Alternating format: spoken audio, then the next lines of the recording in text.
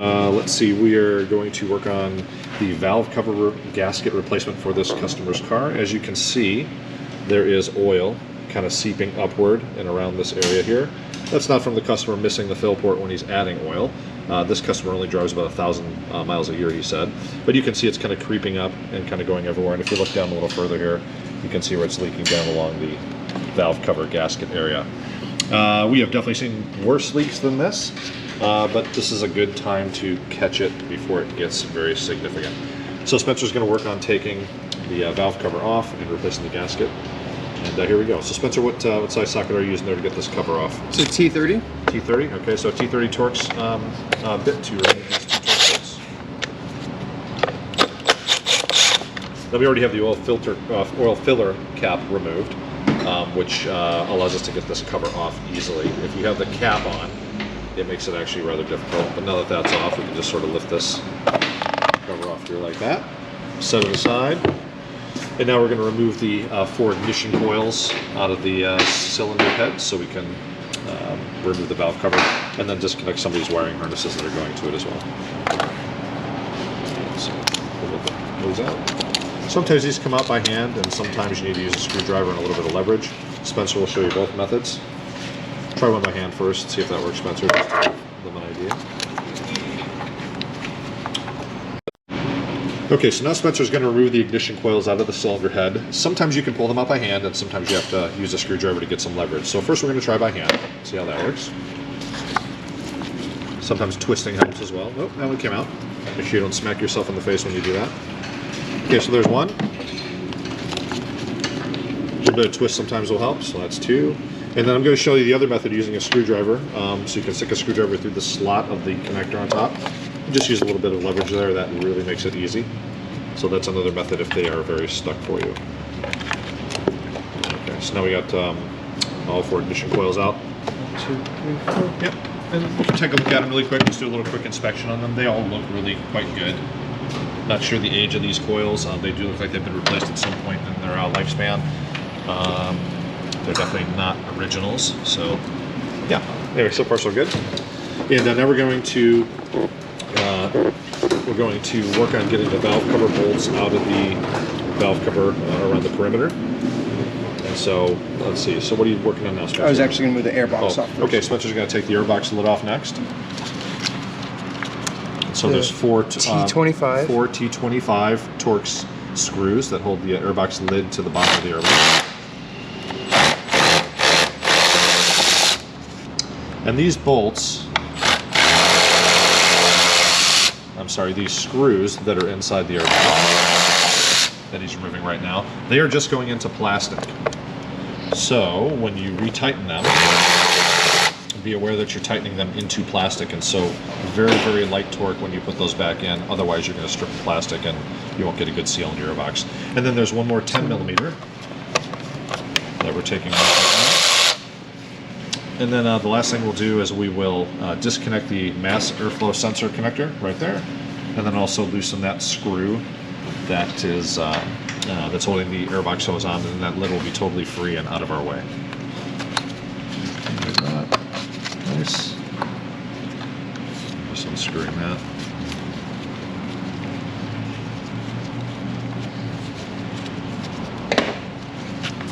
Disconnect that, lift it up. And then obviously the other thing we'll do while we're here is we're going to check the condition of the customer's filter. So let's take a look and see how dirty that thing is. Obviously it doesn't drive much, but yeah, I think I'm going to recommend changing that. That's full of dirt. Definitely not a clean filter. So I think that's going to be an easy change for him that we'll highly recommend once we put it back together. Yeah, that's definitely full of dirt. That, in my opinion, is needing to be changed. Okay. So now what we're going to do is we're going to remove the wiring harnesses around the valve cover. They have some connectors. There's one there. There's one over here. There's one there. There's one there. And there's a couple along the back. And so those all need to be removed so that we can get this wiring harness out of the way. So sometimes just take a little screwdriver, a little prying on that to pop these off. Got a little one over here we're going to do.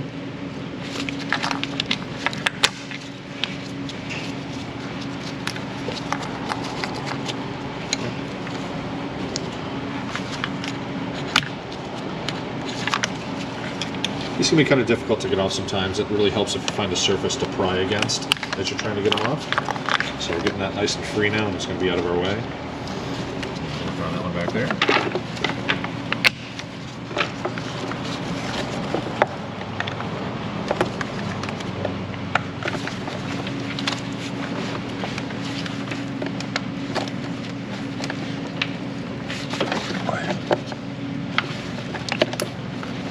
You want to pry from inside out.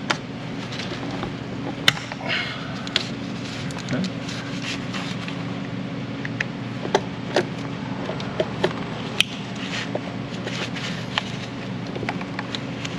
Here's the way I do it. Give me that tool. As you go from this side, and sort of pry out this way. But I get a bigger screwdriver. Yeah. This little one's a little dinky. I only have one small one and one huge one. Get your big one. There we go. All right, and then last but not least, we got one more over here. Pry that out a little bit. You can see that. Let's see if we can see that a little better. There we go. Just a little prying. Pry that out like that. Moved a little bit. There you go. Okay, so now we got this wiring harness totally out of the way as well. The next step is going to be taking an 8mm socket, and we're going to remove this nut, which is the ground wire for the injectors, okay? For the ignition coils, not the injectors. The ignition coils. This is critical to have on and to have on correctly. A lot of times people will tighten this nut too tight, and then when you start to loosen it, it will also loosen the valve cover bolt that's below it. So we usually hold on to the bottom half with a 10mm, and then loosen the top with an 8mm. And make sure you put this bolt in on the perimeter and remove all the Torx. I'm sorry. Hang on, scratch that. Now we're going to go around the perimeter and remove all the valve cover bolts. They're all 10mm bolts.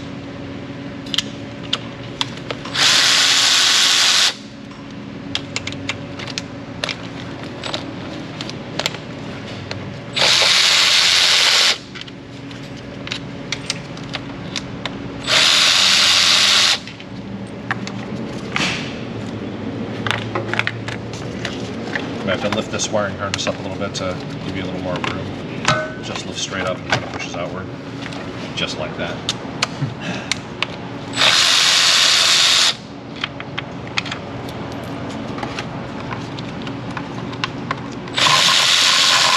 Something right here. Thank you. It's kind of a good spot to set those bolts. It's like a nice little tray. Back side of the valve cover now.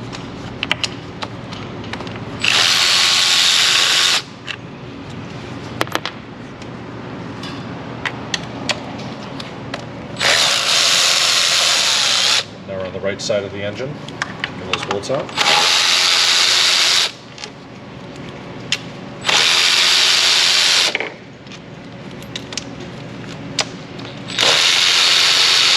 Okay, and then the last two remaining bolts are in the center here. So one there and one there.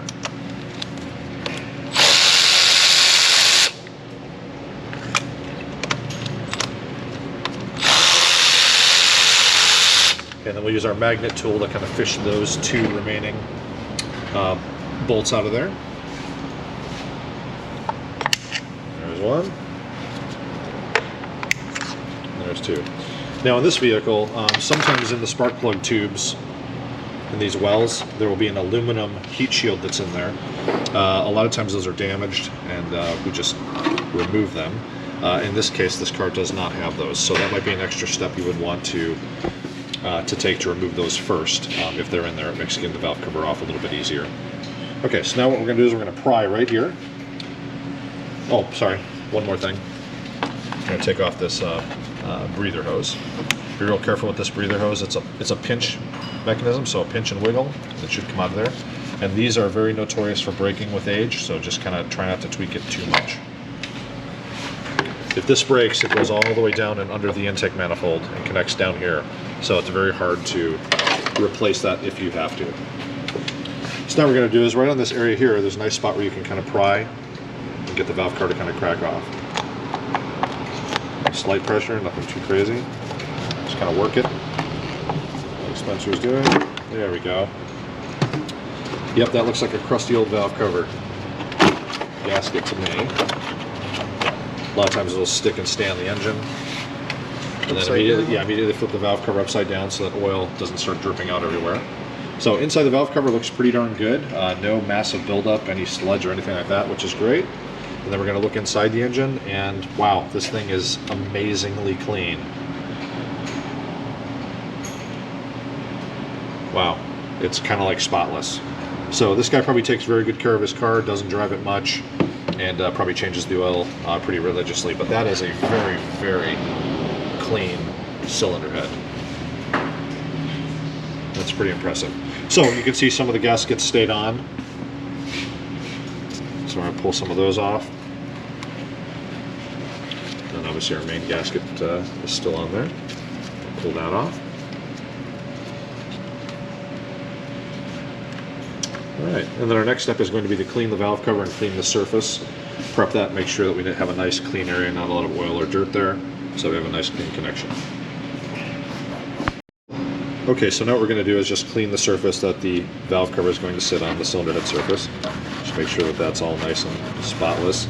Just use some lint-free rags or cloth, and just go ahead and wipe that down really good, like so. And then in the corners here, right here, on the front side, let's see if you can see that right there on the front side, and then same on the back side. Let's see right there.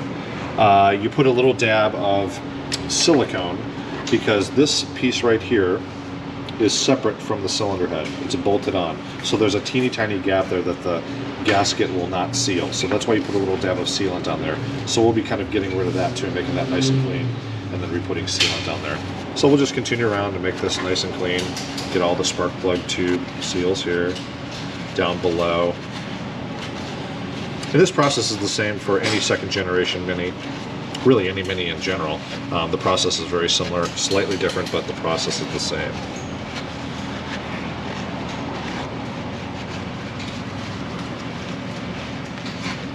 Like so. All this area out here. This was a big spot where we had a leak right down here. Get that off really good. Make sure all that's nice and clean.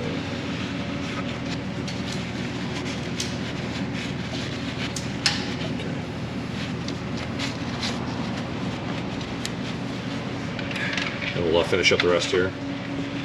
And then what you can do is you can use a razor blade. Sometimes it just pushes off with a screwdriver like that. Push it off. You just don't want to score that heavily at all. So sometimes you just sort of lightly use a screwdriver. You can press some of that off and use a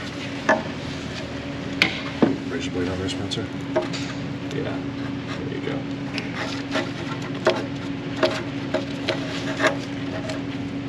Nice.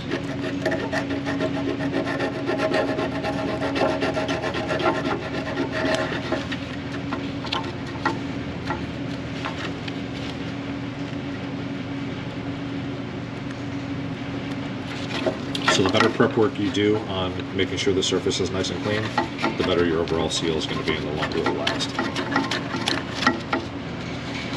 And sometimes you can use a little piece of Scotch-Brite pad as well. You can just your fingers and just get the remaining sealant off there. That's actually pretty good. And then we'll go ahead and do the back, finish this off, and then we'll go show the process of cleaning the valve cover. Okay, so now we have the valve cover in our parts washer, and we're going to pick out the remaining bits of valve cover gasket in some of these spots that are still stuck in there. So I'll get around the two posts there, that one. Look how smushed that is. Another one, yep. Looks like there's two on the two remaining spark plug tubes. There we go.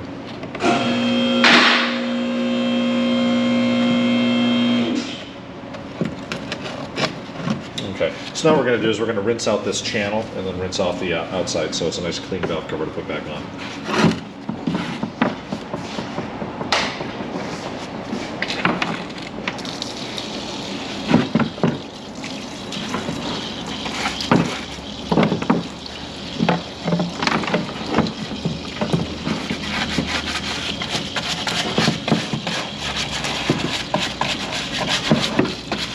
This is, we really like this parts washer. This is the Smart Washer, uses bio remediation fluid, which is really nice. So it's kind of a non-toxic bacteria heat activated fluid, which is chemical free. So we're really big fans of using this kind of a parts washer with our system. For at-home users, something like Castrol degreaser in a spray bottle, which is also biodegradable. Anything like that we like versus anything sort of super heavily chemical oriented is definitely much better in our opinion. So yeah, so we'll go through the process of getting this all nice and clean, and then we'll go ahead and insert the new gasket and go ahead and put that back on the car. It should come back to this one. It's clean. Okay, so here's a image of the valve cover in its nice all clean state. And, so now what we can do is go ahead and insert the valve cover gasket into the bottom of it and put it back on the car.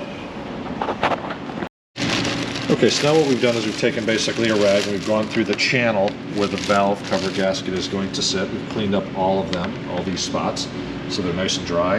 And so now Spencer is going to insert the gaskets into the valve cover. Top to bottom. Throw that one there.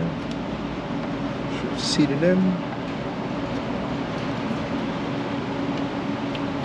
And it's important to make sure that you have these channels where these gaskets sit to be kind of as dry as possible.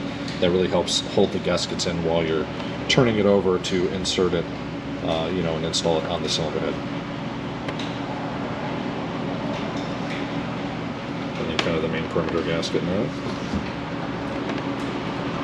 Corner pieces. Yep.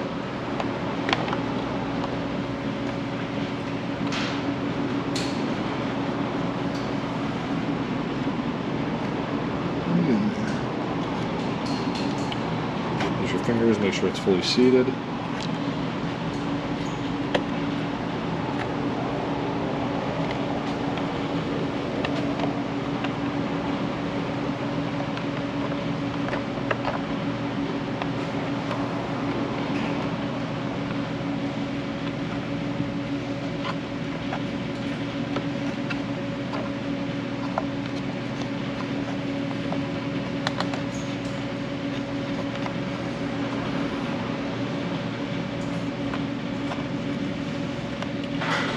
Okay, like so.